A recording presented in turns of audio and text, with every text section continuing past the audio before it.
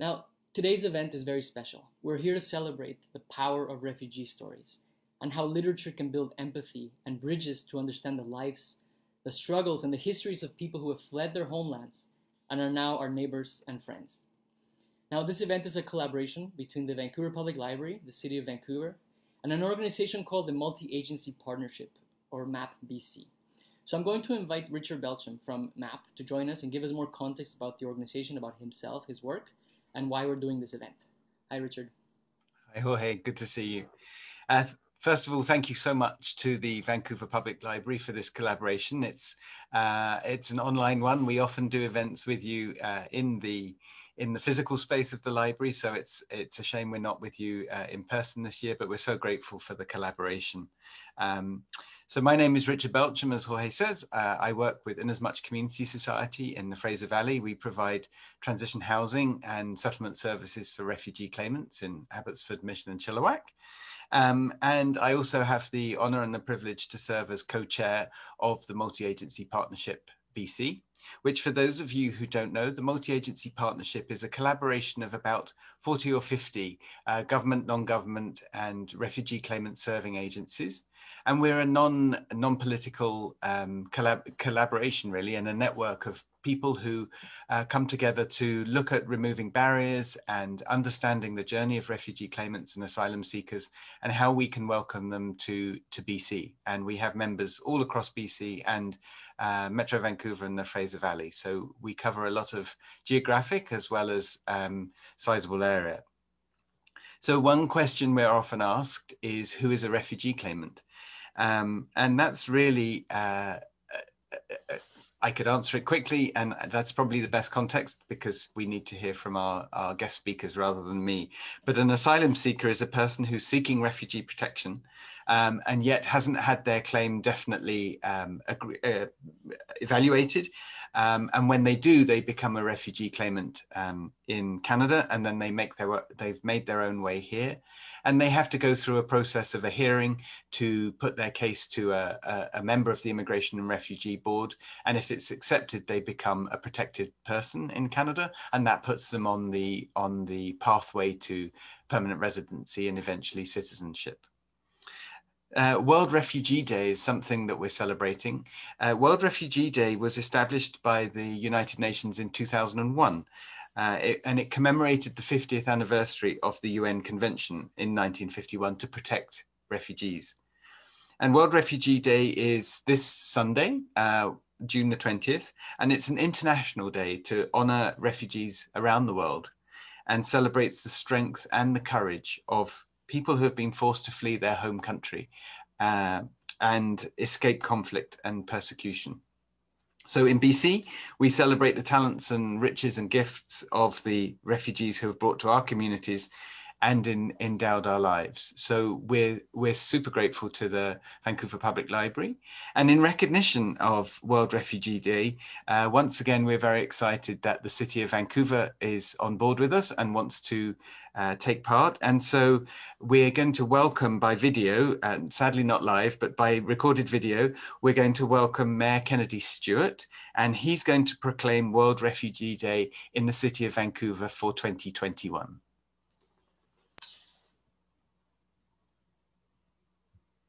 Hello, I'm Mayor Kennedy Stewart, and I would like to take a moment to recognize World Refugee Day as an official City of Vancouver celebration and observance to draw attention to the challenges facing refugees, asylum seekers, and undocumented persons. In a world where over 79.5 million people are forced to flee from persecution in their homes, the City of Vancouver is proud to stand with refugees, asylum seekers, and undocumented persons and recognize their journey and resilience.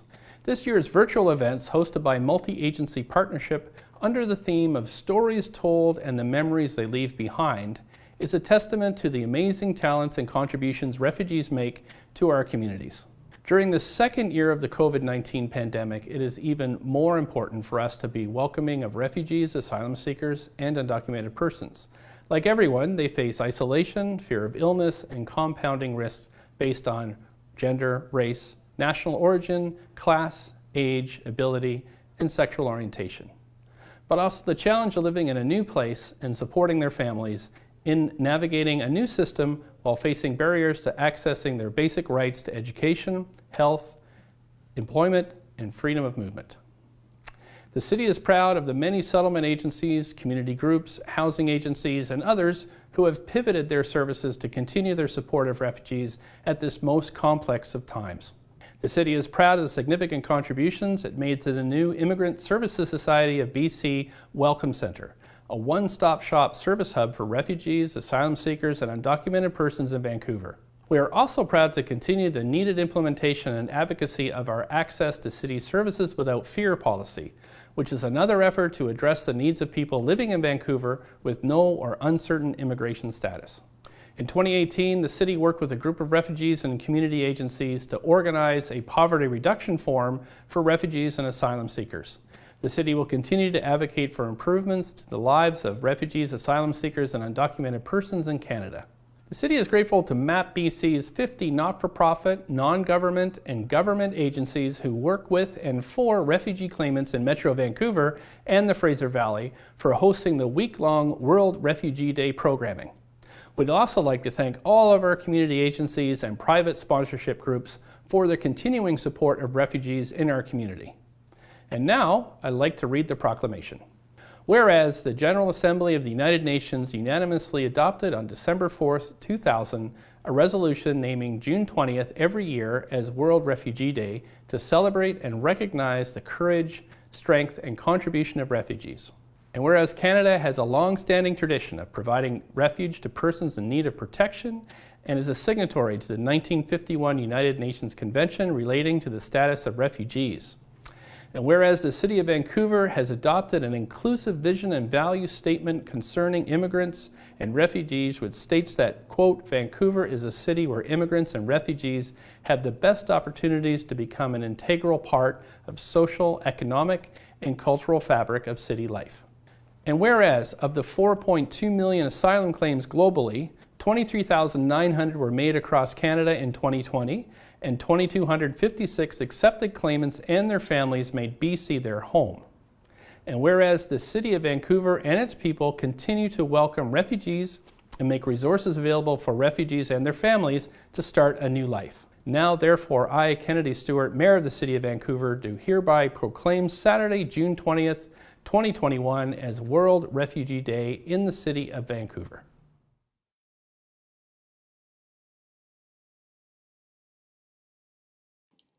Thank you to the mayor for that proclamation, and thank you to Richard for the introduction. Now, I'm excited to introduce today's speakers. Samra, Kim, can you please join me on stage? Hello, nice to see you. Hi. Hello. Samra Habib was born in Pakistan, but fled with her family to Canada at the age of 10 after facing religious persecution. She is a writer, a photographer, an activist whose writing has appeared in the New York Times, The Guardian, and The Advocate.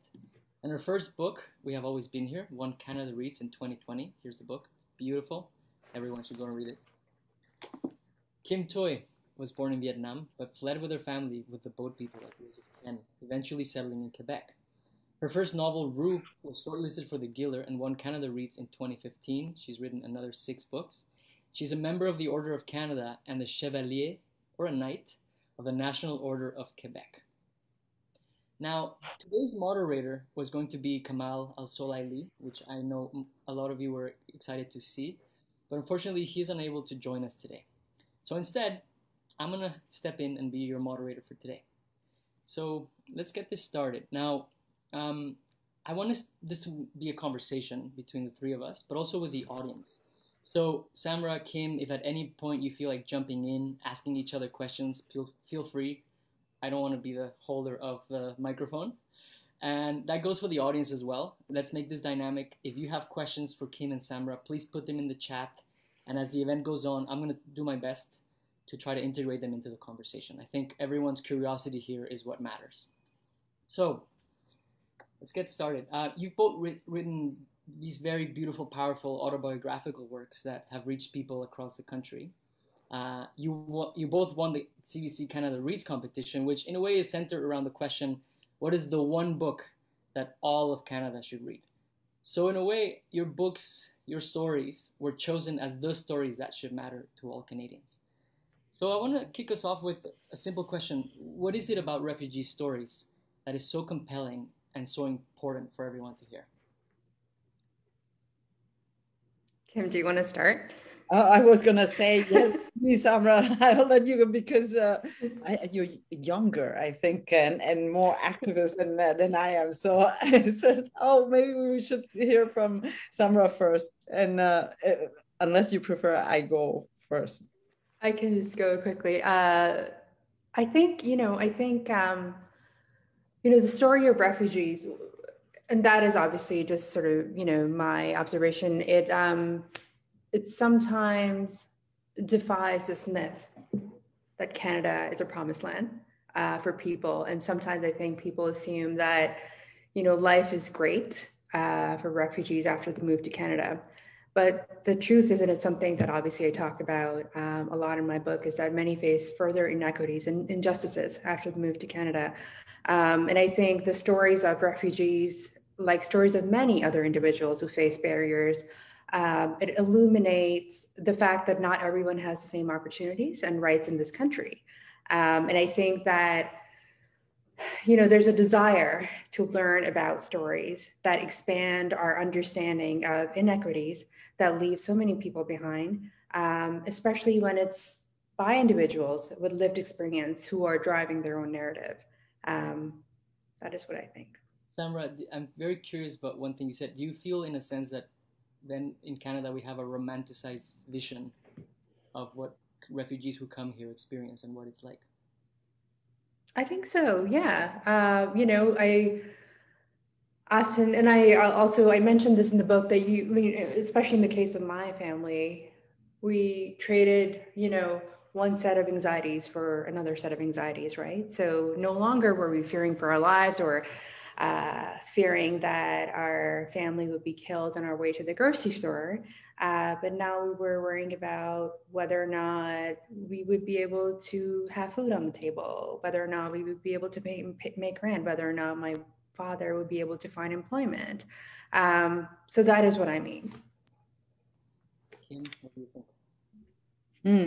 I think a refugee story is compelling because it comes from abroad. It comes from elsewhere, right? But coming into a place like Canada or US, France, wherever we land, and so we're adding a layer to a new country, right? What we bring in as a culture, and also how we see that culture. Like in Quebec, and I'll talk about Quebec is because I've always grown up and lived here. I think that I have basically held a mirror to the people in Quebec and say, this is what you are, and in my case, I was very lucky because the population here was very welcoming, and they really took care of us from day one, not even day one, minute one. So I would say that we are part of the privilege to be really cared and welcomed, and so I just wanted to remind us all that we're capable of kindness, we're capable of generosity, and then that we can do it again for the next group of refugees, for the next person who arrived here with nothing, who has left everything behind. And I think that someone who reads a refugee story is already traveling, right? You're learning about a new culture, trying to take roots in a new culture. So basically, I think it's interesting because of that wealth or that richness in the different layers. Yeah. So you're making me think also that there's this empathy building, there's these new stories, the traveling, and yet I want us to remember the current moment that we're in, where over the last few years we've seen the rise of anti-refugee sentiment across the world. We saw it after the refugee crisis. We saw it with Brexit and the rhetoric there, with the election of Trump.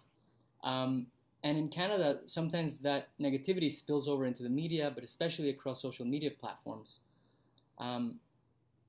it would be wrong for me not to also acknowledge the horrendous act of white supremacist terrorism that happened in London, Ontario, against a Muslim family a few days ago, because we know that this anti-refugee sentiment is deeply tied to Islamophobia and white supremacy. So, Samra, I imagine it's been a difficult couple of weeks for you and your family, so I'm sorry about that. And I want to know whether you're hopeful that, as Kim was saying, the storytelling about refugees can help build empathy and push back against these negative narratives. Thanks, Jorge, for acknowledging that. And, yeah, to be quite honest, I am still grieving, and the tragedy obviously has triggered a lot of trauma for me that is related to Islamophobia. And I know that I'm not the only one. It's something that I'm seeing happen to a lot of my Muslim friends. But I was talking to a friend of mine recently who's also Muslim, and we both noted the fact that, on the front page of a local newspaper a few days ago, most of the writers who wrote about the tragedy were Muslim. And that is something that is very different this time from many other times that these kinds of terrorist attacks that, often don't get a lot of attention are presented. And it almost feels like we're able to name it and are able to collectively heal. And in a sense, we're almost driving the narrative around, how this moment in time feels for us. And that feels very different. And I would say hopeful for those of us who are grieving. And, I'm appreciating the acknowledgement that this is triggering, that it is a triggering time for me and for a lot of other Muslim folks who are constantly afraid for their safety. Mm. I think this event really reminded me that we are all responsible to speak up.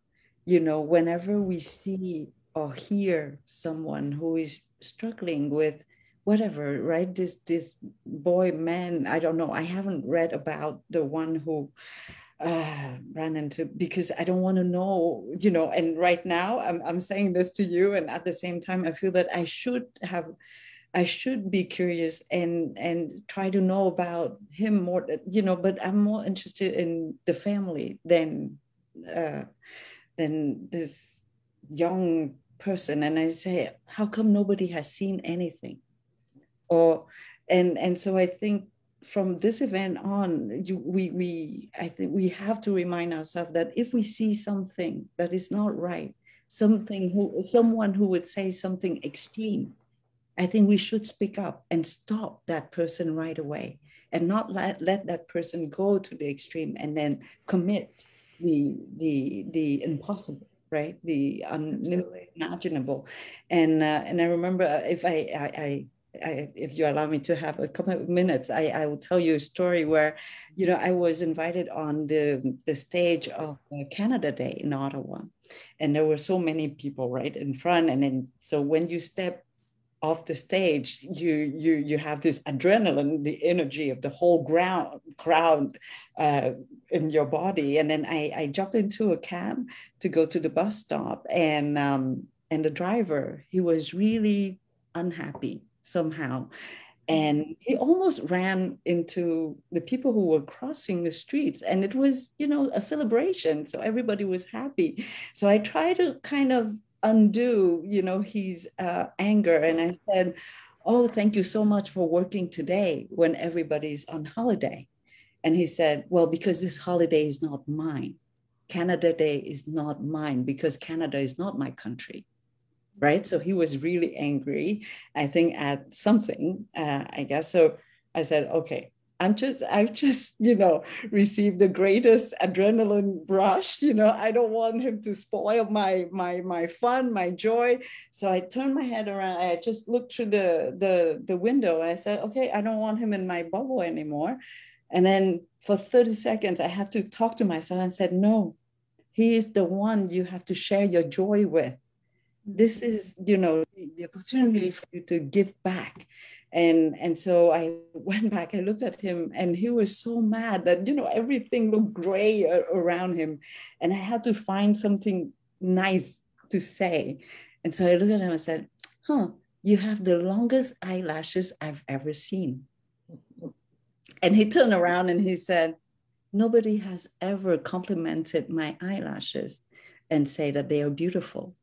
And in my mind, I said, I had never said beautiful. I just said, you have the longest, but I said, okay, that's it. He has opened the door. And then we went in and we chatted, and he was, an immigrant and lonely and so on and so forth. So it was very, he was in a very difficult situation.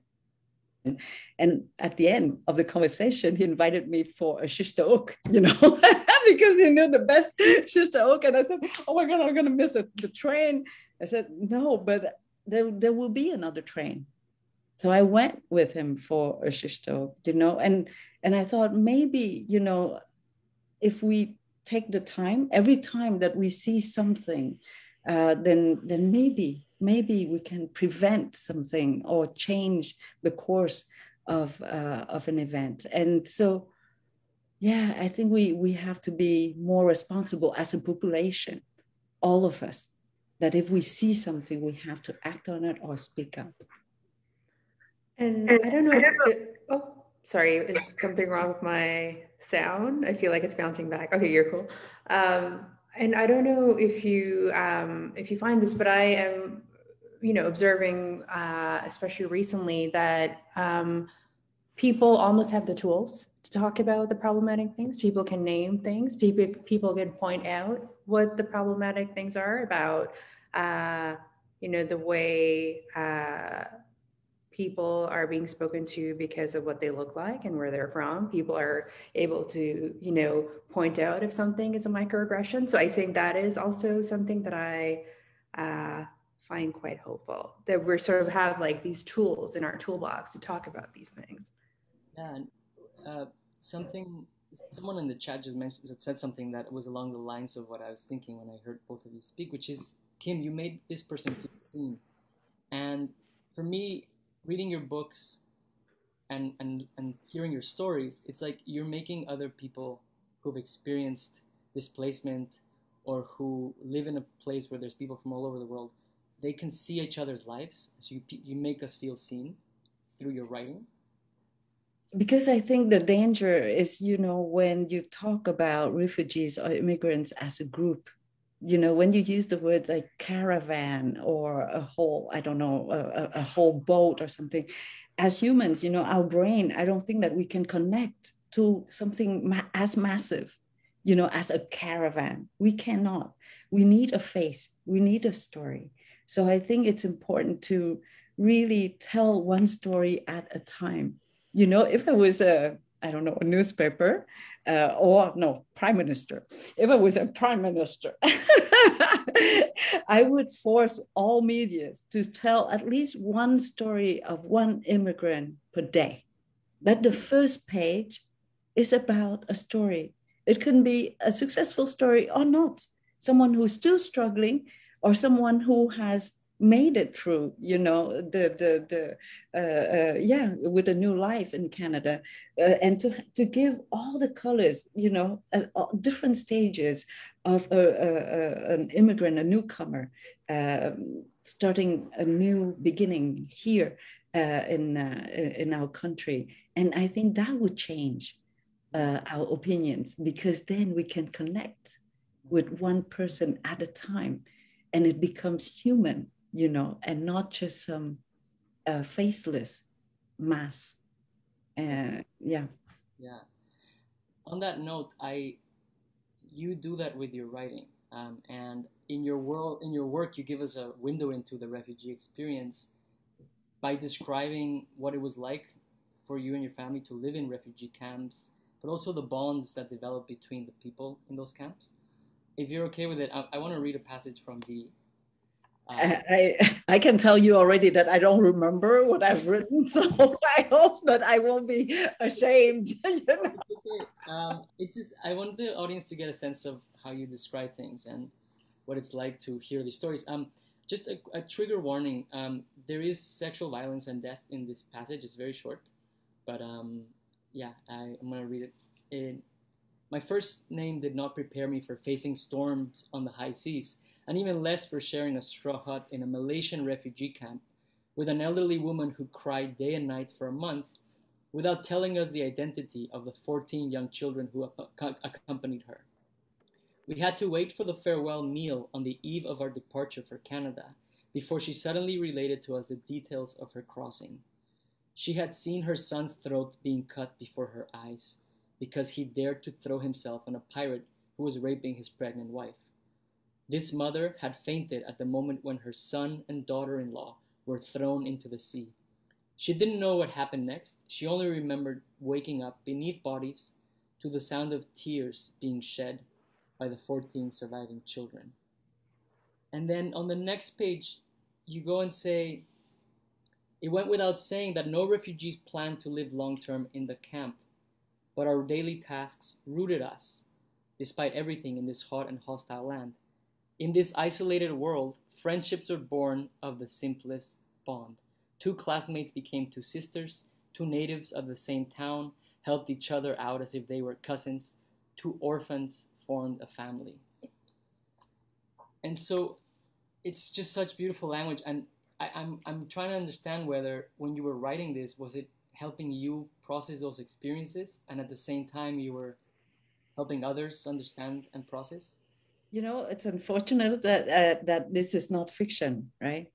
This story is a true story that I try to share with the readers, and not to, how would I say, I want to remind us that we can be very cruel. You know, humans can be really cruel.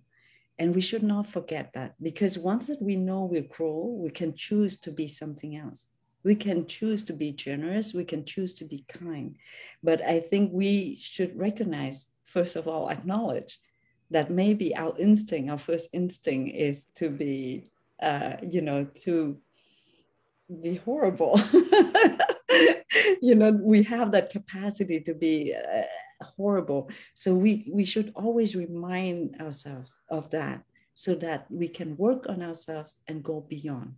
And also, I wanted to show the strength of all of us, how resilient we are. In the harshest condition, we will grow, we will still grow, and we will make it happen, as humans, and have all these relationships. So yeah, both, I guess. I wanted to show that we can become so great in the hardest conditions, and we can be horrible in others. And that's a problem with humans. We are so complex. How does it sit with you, Samra? You also talk a lot about resilience in your work. Yeah, I think, what it allowed me to do, facing it and writing about it, it actually made me kinder to myself. I think before I wrote the book, I felt like I needed to be at a good place because I knew this was going to be a really difficult process for me. But I think I was like harsher on myself.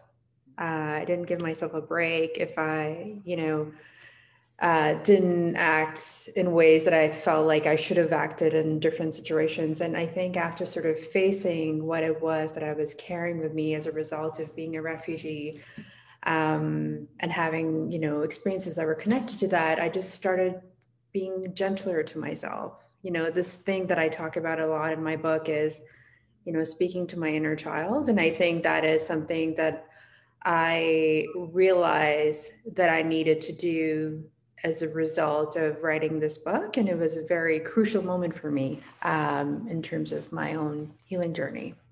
You end the book with a letter to your younger self. I do. Yeah. I do. That, yeah. Sorry? Can you tell us a little bit about that? Yeah, I mean, so one of the things that I started to do while I was writing the book is I knew that I needed to be supported as I was sort of unearthing a lot of things, and I started therapy. And, one of the exercises that my therapist would make me do was talk to my younger self. So and also this sort of, she introduced this idea to me about, reparenting myself in ways that I should have been parented by my own parents who, were too stressed out, were going through their own trauma.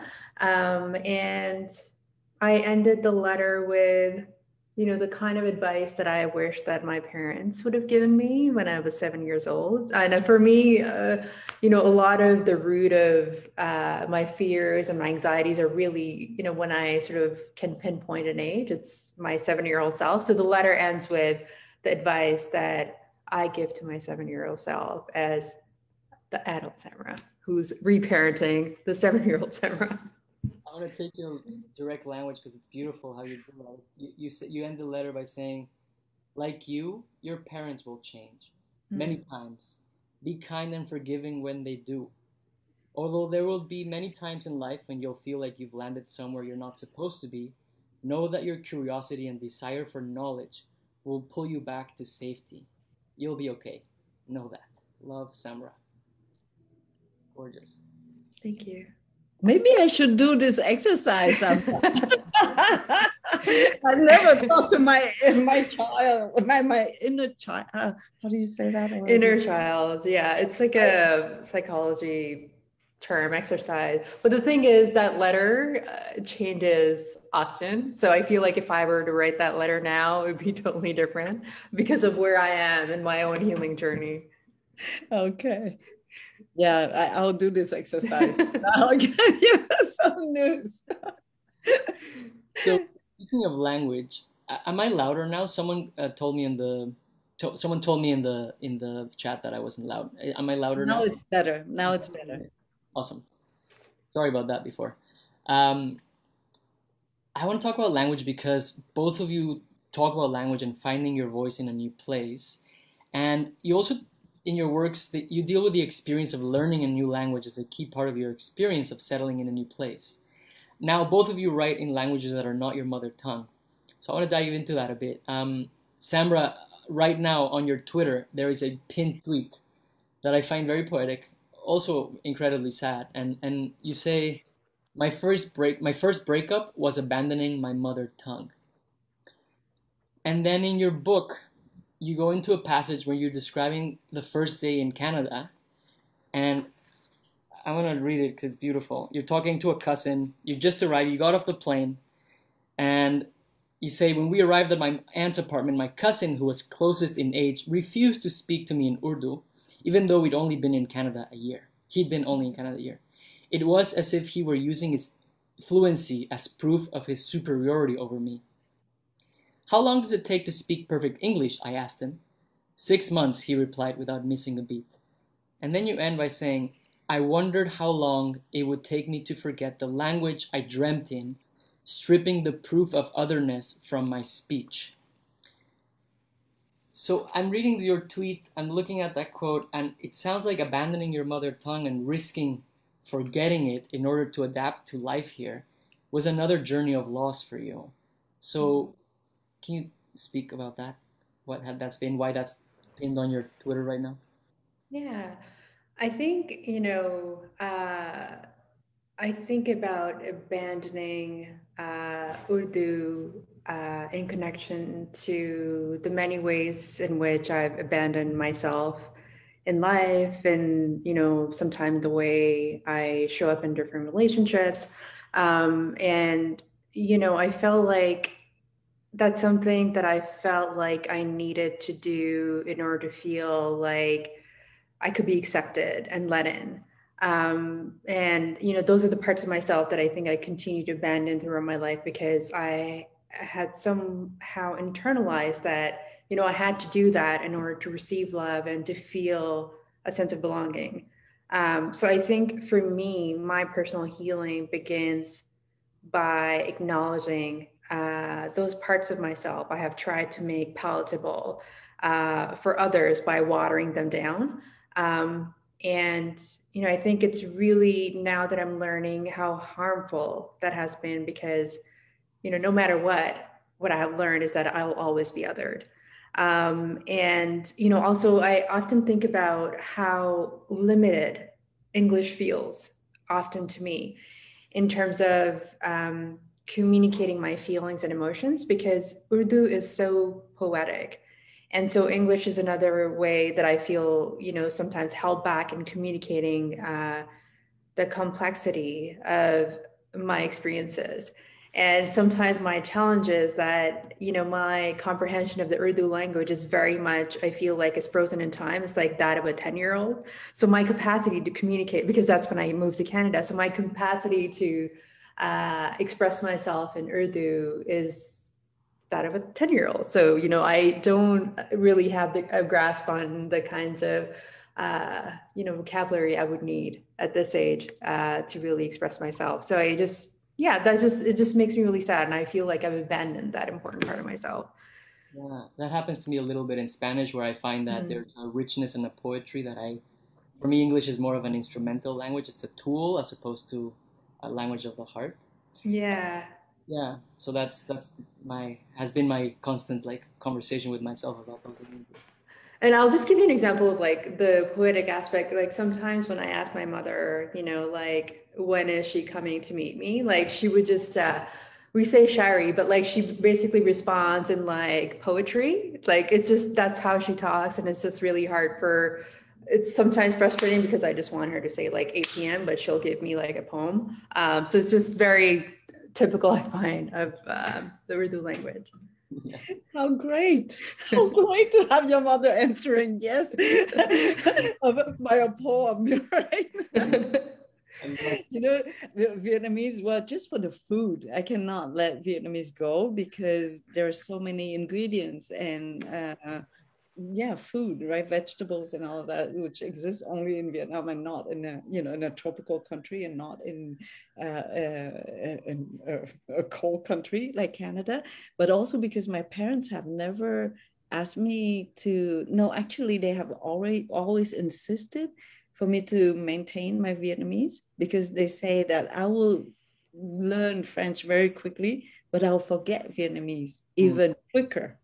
Yeah. So they said they continue to give me books and speak to me in Vietnamese, but I write in French because I don't master Vietnamese well enough.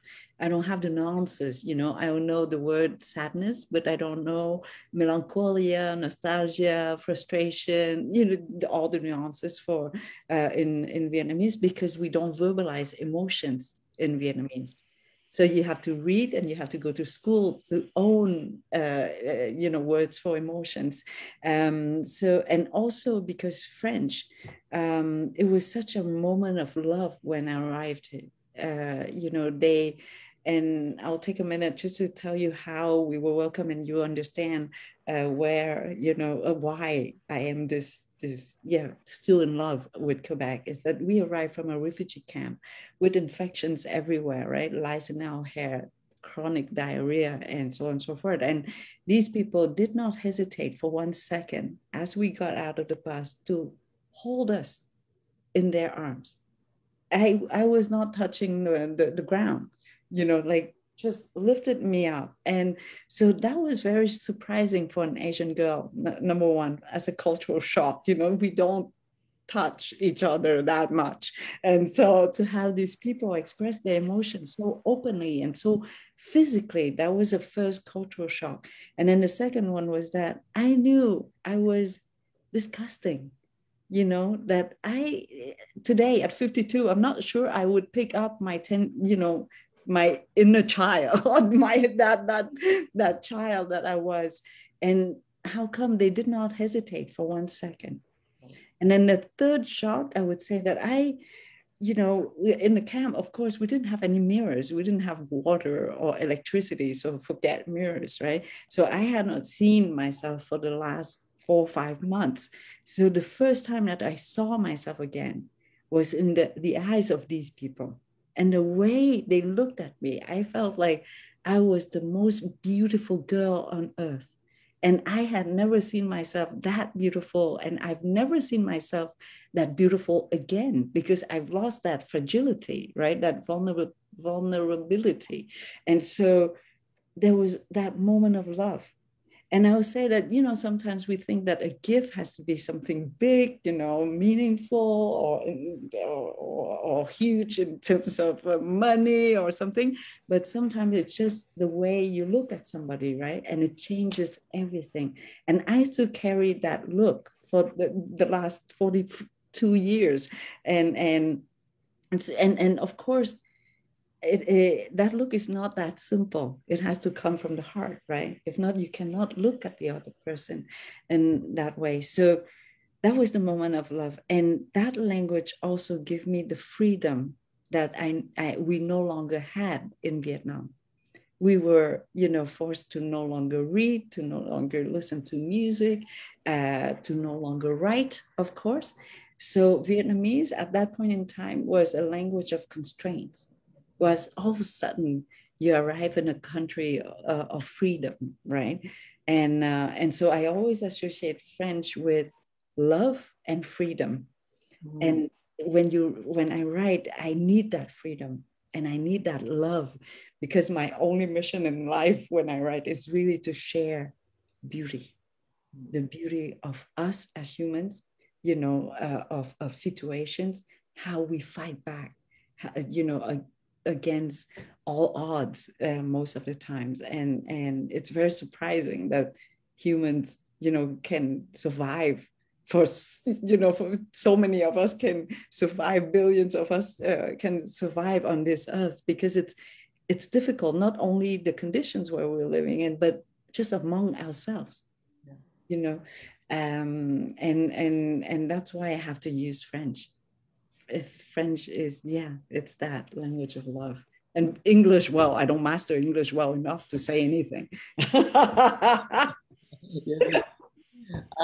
So you're talking about love and your love of French, and this, what fascinates me about your story is that you then studied linguistics and translation at the University of Montreal, and then law, and you did a bunch of things. But it's almost like, to me, you, in a way, you chose to keep engaging with your mother tongue through your work in translation, and you kept engaging with the French language. There's actually a part, if you're okay with me reading it again, there's a beautiful passage in V where you talk about this translation situation and how your language has changed.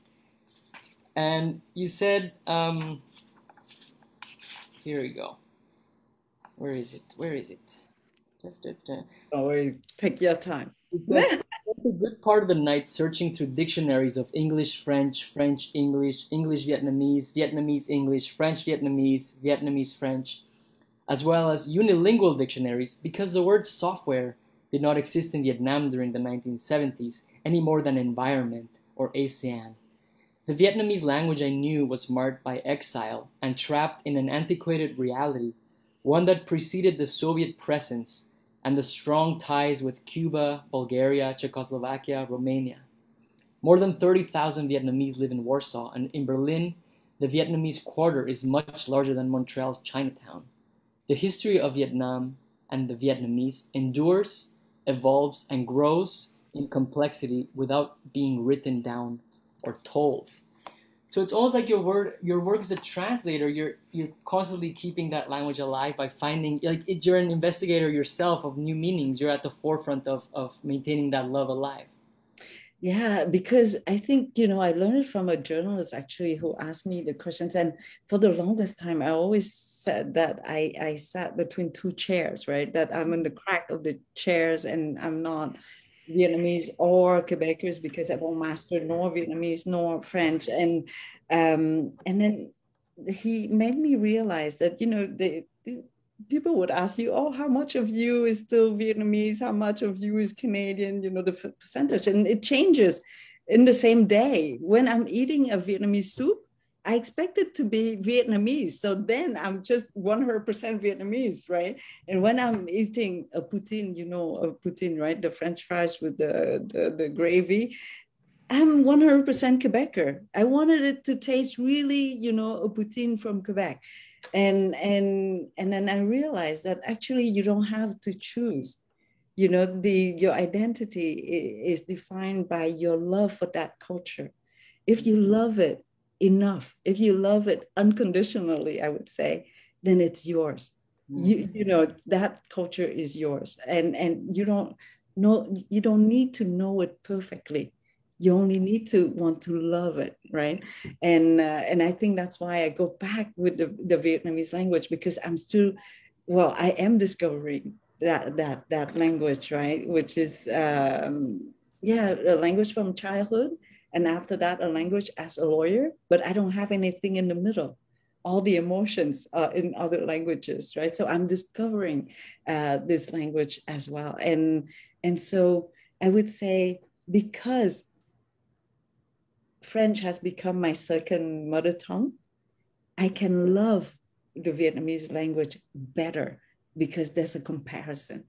You know, home sweet home doesn't exist in French. Yeah. You need to know it in English in order to feel that sensation, right, of home sweet home. And there's a word in French which is gourmand et gourmandise, which doesn't exist in English. And it means that you eat with guilt, but so much pleasure, you know, and it comes with the culture, right, of us eating a lot and staying, you know, around the table for a long time. And that word is not in English. And so when you know 2 languages or 3 languages, I think it gives you the opportunity to compare and to fall in love with all these words, which are so unique to each language, right? Yeah. And yeah, that's why. There's a thread. Oh yeah, Samra, please. No, Kim, I'm just curious, which language do you dream in? Oh. In French. Because I don't have enough, you know, the nuances once again. But the food, though, it's Vietnamese. That connection with language and food, Kim, I'm really curious because you wrote a recent cookbook. It's called Secrets from My Vietnamese Kitchen. Simple recipes from my many mothers.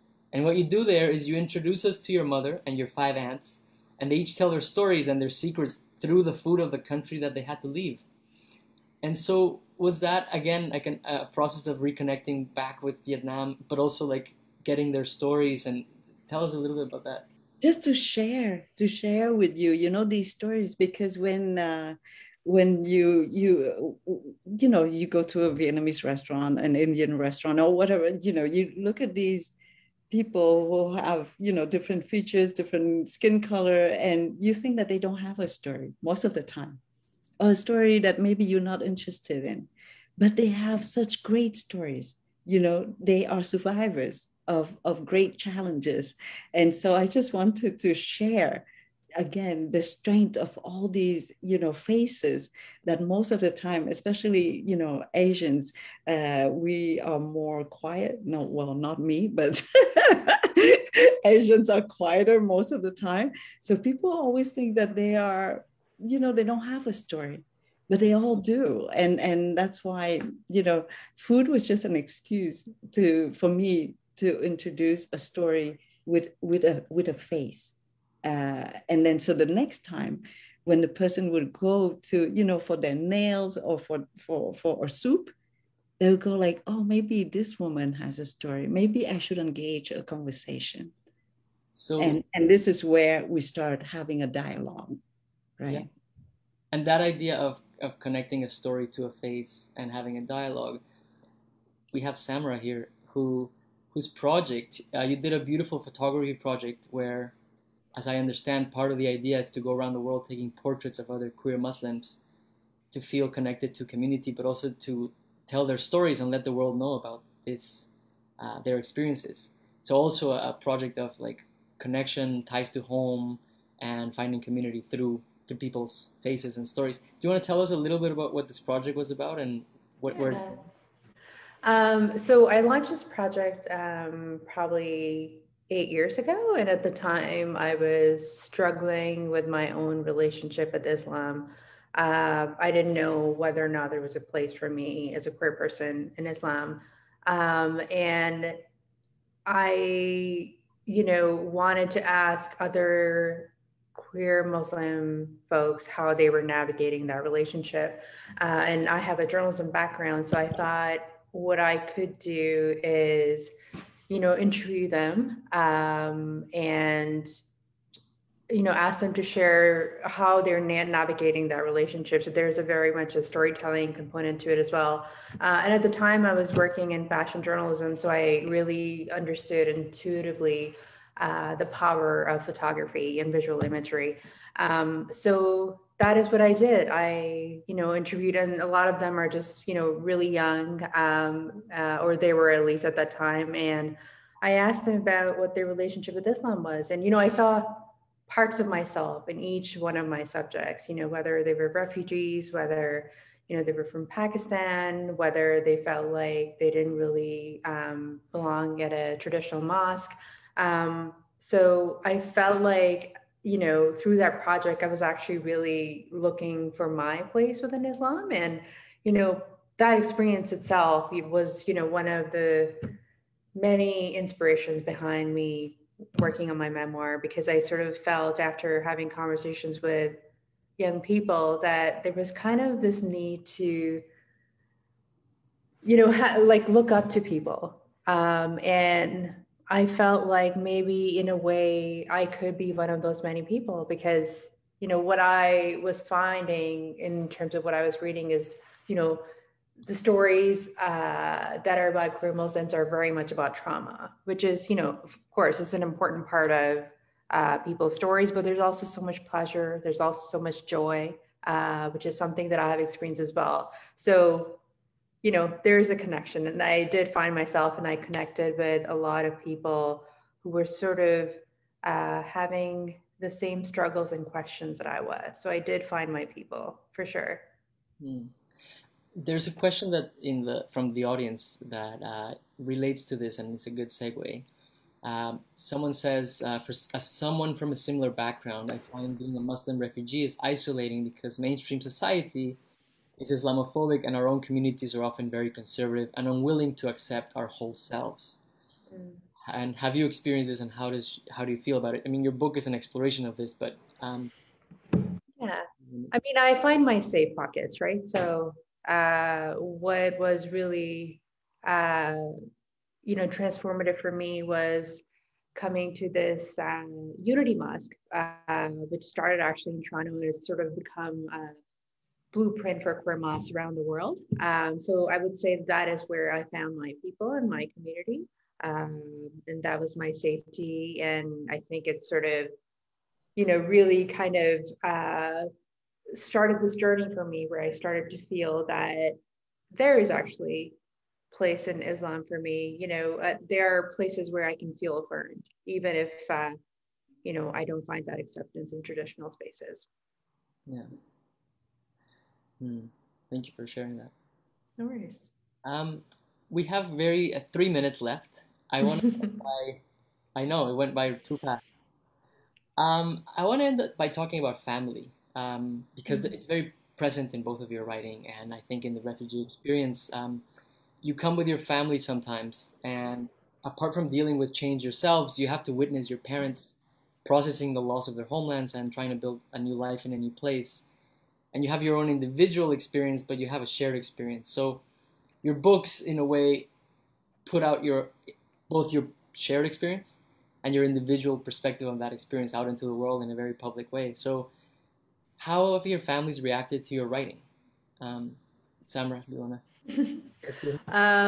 So my parents they can't really read English very well. So my siblings are very selective in terms of what they translate to them. For example, not going to like sex clubs in Berlin. That's the part of my book that they don't translate to my parents. But they are very proud of me and my siblings. I actually got my sister to do a sensitivity read before my book came out, because I really wanted her to give me her thoughts on how my mom, for example, was being represented, and she's very close to her. So I really respected her opinion, and I made those changes. But like my siblings, takeaway was that they felt closer to me after the book, that there were parts of me that they, didn't know that I had experienced, in terms of like how I was feeling as a result of those circumstances, because we hadn't really talked about, how those experiences shaped me. So I would say that I feel closer to them. For you, Kim? My family, we have always agreed that we disagree about everything. So, you can put an apple in the middle of the table, and if we're 40 around, then there will be 50 versions of the apple, right? So we have agreed on this, and so we don't make comments so much, even though we debate a lot, not only for 3 hours but for 3 days, about anything, right, about this pen. But funny enough, when it's important, they would support me totally, but they would not make any comments. And I think they're okay with me because, my aunts would travel to, for example, Paris, because I have an important event there, and they would just travel, to accompany me, or my mom would take care of my kids so that I can go to an event, or but I think they're proud, because sometimes I would hear people tell me that they tell them that they like the book. So I guess they're okay, but I have no idea. I never asked them. And I do give myself the freedom to write whatever, I want to write about. Otherwise, I would have 40 readers, since, how do you say that, to go over my text, and they would all want to change everything. I said, that's it. Okay, if you want to change anything, write your own book. Well, I'm sad that we're out of time, because I think there's so many directions that I want to keep chatting with you, and so many things to explore from what you said. There was like a mountain of... But thank you so much for spending this evening with us, for sharing so generously. And I know a lot of people in the chat and in the audience are probably going to rush to buy your books and read more about your stories. So thank you. And Kim, I know you have an upcoming book this fall. So congratulations on that. It's called M, right? Yes. And it's, I want it to be the homonyme of the word aimer, in French, to love, but in imperative word. No, imperative tense. That's how you say it? Yeah. Like love, not, please love. It's more like, yeah, I'm ordering you to love. Well, thank you both for being here. This has been wonderful. And what I'm going to do is I'm going to invite Richard on stage, because he's going to tell us about the rest of the events that are going to happen. In the meantime, I'm going to tell everyone in the audience, if you want to watch this event again, we're live streaming this to Facebook right now. So it's going to live on the Facebook page for the Vancouver Public Library. You can watch it there. We're going to share the link on the chat now. And also very important, we are a public institution, and our job is to do programming that works for you. So your feedback is super important. So we're going to share a link to a feedback form in the chat, and it'll take you about 1 minute to fill out. And it's for you to express how you felt about this event. That really helps us design programs. And I promise you, it doesn't end up in some black hole of the internet. I actually read them with my team, and we look at your comments, and we design our programming based on how things feel for you. So Richard, tell us what's happening later this week. Well, first of all, the theme of this week for World Refugee Day is so pertinent for tonight. It's the world is shaped by two things: stories told and the memories they leave behind. And I think that both Kim and Samra and you have very, very well expressed that quote. And so I'm so grateful to you all. There are a couple of things just before I tell you that I picked up on, and particularly in this time of COVID, where we've been through so much already and it feels like we have a long road ahead of us. I think it was Kim that said, we are capable of kindness and we can do it again. And in this time of COVID, we need to keep doing it, and we do it again and again.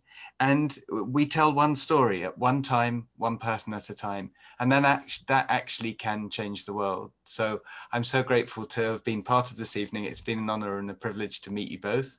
And thank you to the Public Library, and also for the City of Vancouver for helping with this event, and for the people who've joined us from all around the world, which is amazing. So you can check out our website. I know Candy's put it in the chat for you. That has all the things coming up. Tomorrow, if you're interested in hearing stories from refugees, we have an amazing lunchtime event where you can come and bring a cup of tea and a sandwich and listen to 3 very talented storytellers from Guatemala, Myanmar, and Iran. They have extraordinary stories, and they're recounting the objects that they brought with them. So that's very interesting. A plate of fries, a loom and a suitcase. So if you'd like to find out more, you can register. And then on Saturday, we have a film evening, the premiere of a movie called After Arrival, which documents the journeys of another 3 arrivals to Canada where they found safety as folks who are LGBTQ. And then confronted, as we've heard tonight, with even more challenges that they weren't expecting. So you can find out details there. And then finally on World Refugee Day itself, which is Sunday, and we won't tell the Mayor of Vancouver he said Saturday, we'll just skip over that and know that it's Sunday. And MAP will host its traditional concert of music and poetry. We have Syrian poets and violinists. We have Malawian reggae and father and daughter music and poetry together. And then our host Salim Spindari is going to interview Hassan Al-Kontar, who was the man at the airport. And he's just launched a book of the same name. And so that was my very quick commercial break, Jorge. Thank you very much for letting me share those events. Please go online and register. It would be great to see you all there. Yeah, wonderful. Thank you for sharing it. It sounds like a very exciting event, and I'm very happy that we were able to launch this weekend with this event. So, yeah, Kim, you were going to ask something. Yeah, someone has just asked you where to sign up for these events. Oh yeah, the link's in the chat up there, Sandra, but we're gonna repost it again at the very end so that you have it.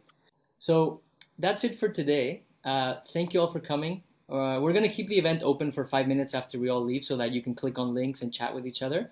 I'm going to stay around and answer your questions for 5 minutes, but for now, you're all welcome to leave the stage. Have a wonderful night. Thank you. You too. Thank you so much. Bye-bye. Bye. Thank you.